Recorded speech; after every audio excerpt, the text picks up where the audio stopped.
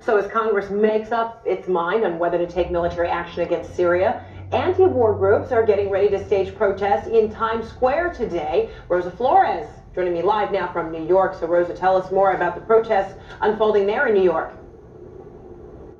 Yeah, well, those protesters are making their way here to Times Square, and I'm actually here with one of the organizers, Caleb from the International Action Center. And I know that you guys are expecting dozens, if not hundreds, of people here. But first of all, explain to us kind of what is your mission? Why are you guys here? The last thing we need right now is a new war against Syria.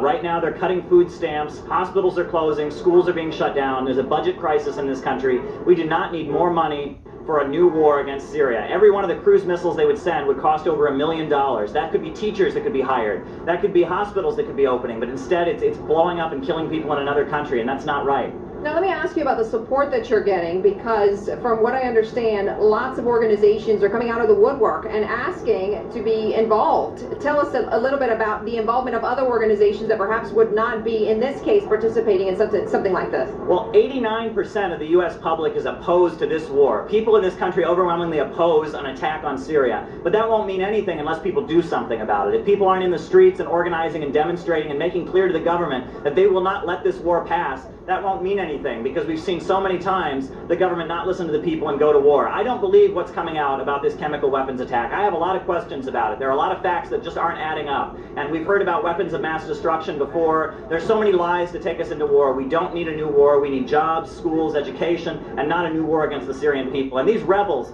that our government and our tax dollars are paying for, they're not good folks, and they're doing awful things there in Syria, and we should not be supporting these rebels in Syria. Right now in this city, hospitals are closing, schools are closing, all kinds of resources that people in this city use to survive are being shut down. So what are they talking about doing? They're talking about a new war against Syria. How much money is every single one of these missiles going to cost? At least $1 million. That could be teachers, that could be nurses, that could be doctors. But instead, it's going to a war. Do we want that? And now, you know, there have already been 100,000 people killed in this war in Syria. And they've been killed because our tax dollars are going to fund the Syrian rebels. A lot of these Syrian rebels aren't even from Syria. They're from places like Qatar, places like Jordan, places like Libya, and they've been shipped in. Syria was a peaceful country, and now there's a civil war going on. And the United Nations has reported that these rebels in Syria, funded by our tax dollars, are recruiting children as young as 11 and 12, and they're recruiting them and using them to kill people in Syria. Chemical weapons have been used by the Syrian rebels. They've used them. Carla Del Ponte from the United Nations has confirmed that. They're using sarin gas, and they're killing innocent people in Syria with our tax dollars. And the reason that they're talking about striking Syria right now, the reason they're talking about striking is because those rebels are losing.